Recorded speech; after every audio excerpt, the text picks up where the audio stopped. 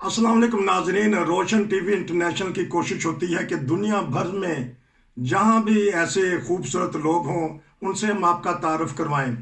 दुनिया में नेपाल एक ऐसा मुल्क है जो बहुत ही खूबसूरत मुल्क है, छोटा सा मुल्क है, लेकिन कहने वाले कहते हैं कि जब वहां जाएं तो वहां की खूबसूरती आंखों में दिलों में हमेशा बसी रहती है। वहाँ के प्यारे लोगों में हमारे साथ एक आज हैं अजीज़ुल हक साहब। तो जब मैंने उनसे बातें की तो बड़े ईमान फरोज वाक़यात बताए, तो मैंने कहा चलें एक आध वाक़या तो ऐसा होना चाहिए जो पूरी दुनिया को पता चले कि जो प्यारी बस्ती में प्यारे लोग रहते हैं वो कैसे रहते हैं। उनके उनसे हाल चाल पता करेंगे, मौसम का पता करेंगे और जो आजकल कर रहे हैं उसके बारे में पता करेंगे। जी अस्सलाम वालेकुम। वालेकुम सलाम रहमतुल्लाहि व बरकातहू। आप कैसे हैं? ठीक ठाक हैं? अल्हम्दुलिल्लाह, अल्लाह का फजल है। अच्छा, हम यहाँ जर्मनी में मौसम तो इस तरह ही है कि अभी माइनस टेम्परेचर रहा है पिछले हफ्ते। आज थोड़ी सी धूप निकली है लेकिन शाम के इस वक्त 5 बज रहे हैं, फिर भी ठंडक सी महसूस है हो रही है। मैं बाहर से आया हूँ तो हवा में कोई ठंडक महसूस हो रही है। आप अपना नेपाल का मौसम बताएं कैसा है? जी, यहाँ पे अभी आ, हल्का गर्मी शुरू है और बाकी सारा कुछ ठीक है।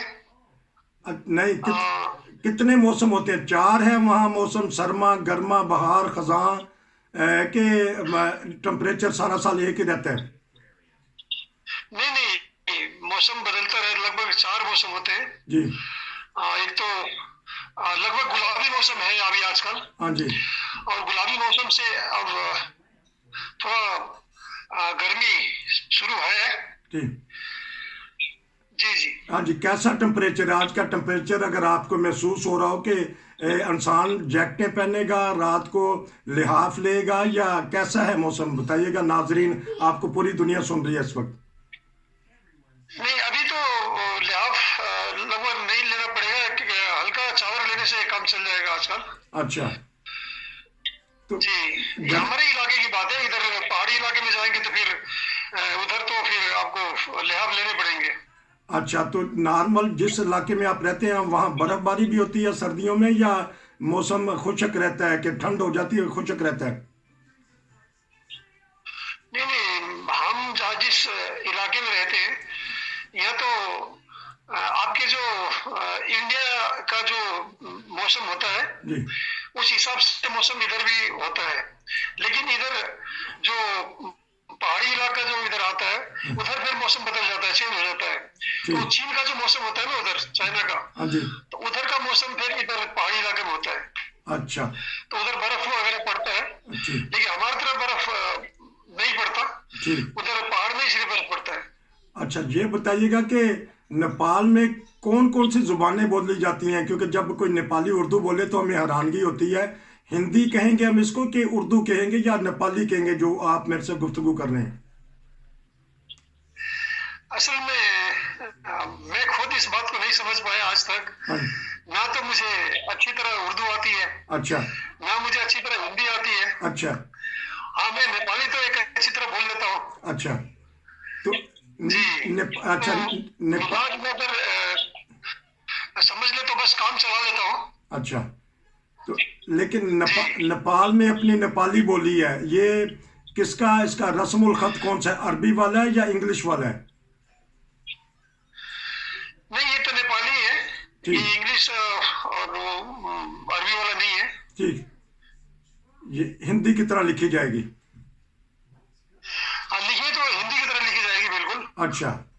जिस तरह हिंदी लिखा जाता है। हम्म। बस नेपाली भी उसी तरह लिखा जाता है, लेकिन सिर्फ बोलने में फर्क पड़ता है। बोल अच्छा, ये बताइएगा कि जो सरकारी जुबान तो नेपाली होगी, तो इंग्लिश भी ज़्यादा बोली जाती है इस मुल्क में, या अभी तवज्जो नहीं आई इंग्लिश की? तो इंग्लिश से बोली जाती है, ठीक। इंग्लिश काफी बोली जाती है, ठीक। लेकिन ज्यादा नेपाली ही बोली जाती है। अच्छा। फिर। और उसके बाद फिर मुख्तलिफ जुबानें हाँ, हैं जो एरिया बाई एरिया है। ठीक। वो तमांग है, तमांग भाषा है, गुरुंग भाषा है, वो चीनी भाषा भी उधर पहाड़ी की तरफ बोला जाता है। ठीक।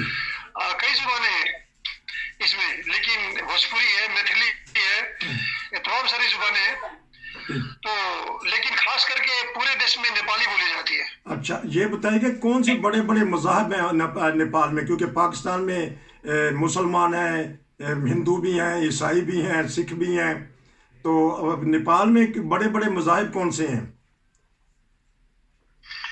नेपाल में जो सबसे बड़े मजहब तो यहाँ तो पूरा हिंदू ही राष्ट्र है, ठीक है। और हिंदू राष्ट्र तो पहले था लेकिन अब नहीं है, लेकिन पूरा पूरा यहाँ 85% जो है ना वो हिंदू है, अच्छा और 15% में जो है ना वो मुस्लिम और ईसाई आते हैं। अच्छा, और सिख सरदार भी हैं या वो इसी में या हिंदुओं में शामिल हो जाते हैं? वो हिंदू में ही शामिल हो जाते हैं, सरदार बहुत कम है, ठीक बहुत ठीक। थोड़े, अच्छा, क्योंकि मैं कहीं कहीं किसी शहर में मिल जाते हैं दिखने को, हाँ जी, बाकी उनका खास नहीं है। अच्छा ठीक है। और जो निज़ाम हुकूमत है वो जमहूरियत है, बादशाहत है, या क्या सिस्टम है, ताकि आपसे ये थोड़ी सी मालूमात ले ही लें। ये बादशाहत पहले थी, ठीक लेकिन अब बादशाहत नहीं रही, अब जमहूरियत हो चुकी है। ठीक।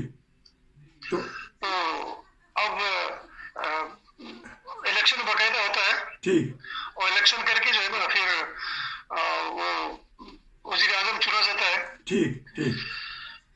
लेकिन पहले ऐसा कुछ नहीं होता था, पहले सिर्फ वो बादशाहत होती थी, वो उनका श्रीवाज महाराज राज वीरेंद्र वीर विक्रम सहदेव ठीक राजा का नाम था, ठीक उनका ही राज चलता था। ठीक।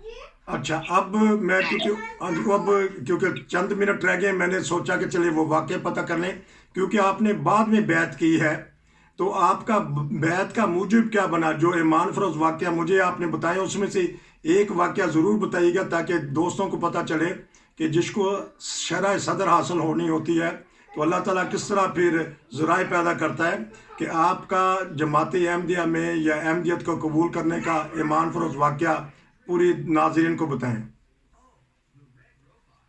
जी, असल में बात ये हुआ कि हम तो अहमदियत नाम करके या कादियानी नाम करके हमने तो कभी सुना भी नहीं था जी और ना हमारे जहन में कभी था ऐसी बातें। जी लेकिन ये खुद जो हमारे मुखालिफ उलमा हैं जी। उनकी जुबान से मैंने सुना था, उनको जुबान से ही सब कुछ मेरे कान तक पहुंचा। अच्छा तो बातें तो तरह तरह की बातें पहुंची थी। अच्छा उस वक्त में देवबंदी फिरका से ताल्लुक रखता था और वो तबलीगी जमात में मैं काफी आया जाया करता था। जी तो इसी तरह वो जो मुखालिफ उलमा है जी उन्होंने जो वाकया बताया हमें एकदम हैरान कर देने वाली बात है जी कि तरह तरह के बहुत सारे इल्जामात जो जमात अहमदिया पर अभी हम आपको बताएंगे तो काफी टाइम लगेंगी। जी हमारे तमाम दोस्तों को पता होगा ये सब सारी बातें, जी जी मैं वो सारी बातें आपको नहीं बताता।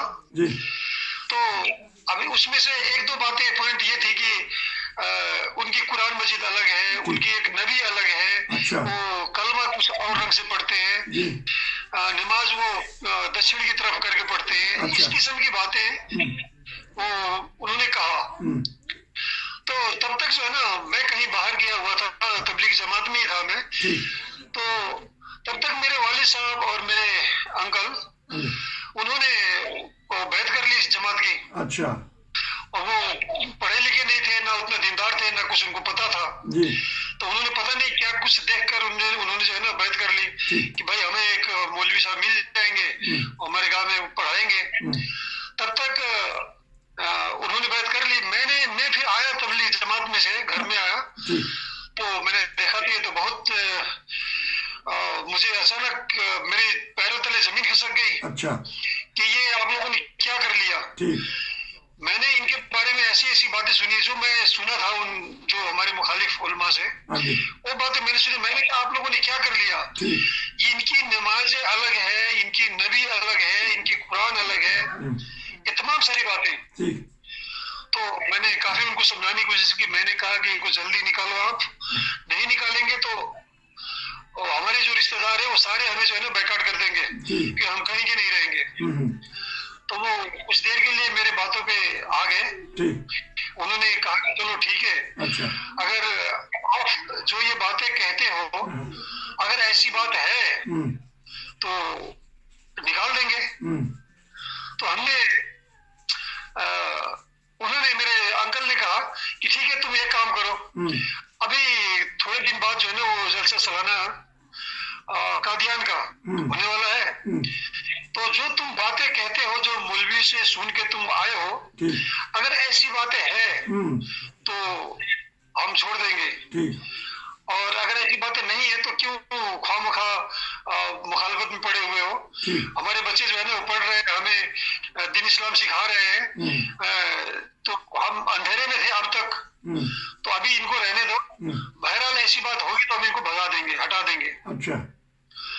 तो मेरे वालिद साहब और मेरे चाचा ने जो है वो मुझे कादियान जाने के लिए, अच्छा, उन्होंने बकायदे मेरे टिकट भी बनवा दिए, सब कुछ कर दिए, और कहा कि भाई आप जाओ, और बकायदे मेरे वालिद साहब भी गए, मेरे चाचा भी गए, अच्छा, साथ में। और जाने के बाद तो मैंने वहाँ कादियान में, अब कादियान के नज़ारा में आपको क्या बताऊं, जी जी, दिल ऐसा था कि मैं सोचता था कि मैं पढ़ लूंगा नहीं। अच्छा, मैं है ना उनकी शान और शौकत देखकर, ये मैं वो इमारतें देखकर जो है ना मैं पिघलूंगा नहीं। ठीक, मैं बिल्कुल जब तक सच बात देख ना लूं, हकीकत, ठीक, तब तक मैं इनके कामों में, इनकी बातों में आऊंगा नहीं। ठीक, ऐसा मेरा मिजाज हो गया था। ठीक, अब उसी समय एक मुबल्लिग थे, उनका नाम मुझे पता नहीं, उन्होंने मुझे कहा कि काफी मुझे उन्होंने तबलीग की। फिर मैंने, मेरा उनका डिस्कस चलता रहा, 2 दिन 3 दिन 4 दिन इस तरह चलता रहा, वो फातिह मसीह पर, खत्म नबूवत पर और बाकी सब बातों पर इस तरह चलता रहा, और मैं हर बात से उनकी जो है ना वो काटता रहा, लेकिन मैं ज्यादा जमात अहमदिया के बारे में जानता तो नहीं था, लेकिन फिर भी मैंने जो तबलीगी जमात में जो मैंने उलमाओं से सुना था वो बातें मुझे याद थी। मैंने उसी बात को लेकर है ना आगे मुझे बढ़ाना था, और सारे वो इल्जाम थे। तो मैंने बहरहाल वो सब कुछ तो होता रहा। मैं आपको एक खास ईमान अफरोज वाकया में बताता हूँ जिसकी वजह से मैंने बैत की। वो ये थी कि एक दिन रात में वो मुरब्बी साहब ने मुझे कहा कि आप उठे, चले मेरे साथ। मैंने कहा कि भाई आप मुझे इतनी रात को, लगभग 3:30 बज रहा था रात को, तो मैंने कहा अब इस समय मुझे कहाँ लेके जाएंगे। तो उन्होंने कहा कि चलो तो मेरे साथ। फिर मैं गया उनके साथ, तो उन्होंने एक रिक्शा किया, रिक्शा पर बैठाकर सीधे मुझे वो कादियान में जो मस्जिद अक्सा है वहां पे उन्होंने ले गए। वहां पर ले जाने के बाद उन्होंने बकायदे वो बैठ के वजू करने। अच्छा। तो मैंने कहा भाई मैं भी वजू कर लूं। तो मैंने भी वजू किया, उन्होंने भी वजू की। फिर उस जब अंदर गए तो तहज्जुद नमाज शुरू थी। उस नमाज में हम शामिल हो गए। अब मैं आपको क्या बताऊं, उस नमाज में मैं खड़े देखता रहा, लोगों की तरफ नजरें करता रहा कि ये लोग कैसे हैं, ऐसे झूठे लोग हैं, ये दूसरे नबी को मानते हैं, कुरान को नहीं मानते। तमाम सारी बातें मेरे दिल में ना चलता रहा उसी तहज्जुद की नमाज में। मैंने क्या देखा उस तहज्जुद की नमाज में कि वो सारे के सारे जितने भी लोग थे, लगभग करीब 10,000 के करीब लोग उसमें थे उस वक्त। अच्छा। नमाज में मैंने ये देखा कि वो 10,000 में से सिर्फ मैं एक ऐसा बंदा था कि मेरे आंख में आंसू नहीं थे। बाकी सारे खुदा के पास इस तरह गिड़गिड़ा रो रहे थे। इस तरीके से उनकी थे खुदा के सामने कि मैं भाई क्या ये इसमें ये झूठे लोग ऐसे होते हैं क्या, ये झूठ मूठ के जो है रोने रोएंगे। ये तमाम सारी बातें मेरे जहन में आया। उसी वक्त उस तहज्जुद की नमाज में मैंने समझ लिया कि ये लोग झूठे नहीं हो सकते। उसी वक्त पलट गया और मैं कहा कि ये जमात सच्ची जमात है और ये झूठी नहीं हो सकती।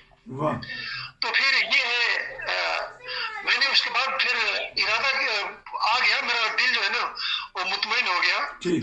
और मैंने अपने दिल के अंदर एक तसल्ली कर ली। और तसल्ली करने के बाद जब मैं